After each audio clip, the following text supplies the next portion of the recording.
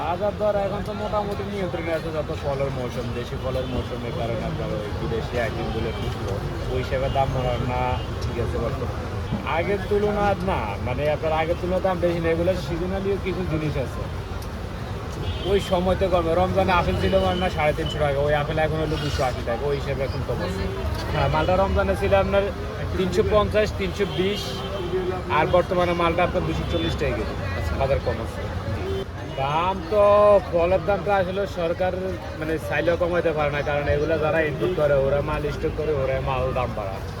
এখন যদি ওরা মনে করেন না সাইজে আমরা স্টক করবো, দাম বাড়াবো না, তাহলে ঠিক আছে। কিন্তু সরকার আসার পরে ফলের দাম কমছে, আসলে এত বাড়ে না, আহামরি বাড়ে না, কমছে। আশা করি যত নতুন সরকার আসছে বাজেটে আশা করি দাম বাড়বে না, যেটা মনে হয় অর্থনীতির উপরে এটা আর ডিপেন্ড করবো যে মাল ডলারের উপরে মালগুলো আসে, ডলারের উপরে নির্ভর করবে মাল বাড়বে কিনা কমবে। আর যে দাম দিয়ে আসে যদি আমরা সেন্টিকেট তো না থাকে তাহলে আশা করি কমবে। কেনার পরে যদি সেন্টিকেট হয়ে যায় তাহলে কিন্তু কমবে না। কোন বিষয় না, উন্নতি তো সব দিকে চাই, যে শুধু একটা ফলের উপরে না, এভরিথিং সব কিছু নিতে আমরা চাই যে সরকার দেশের জন্য ভালো কিছু করবে।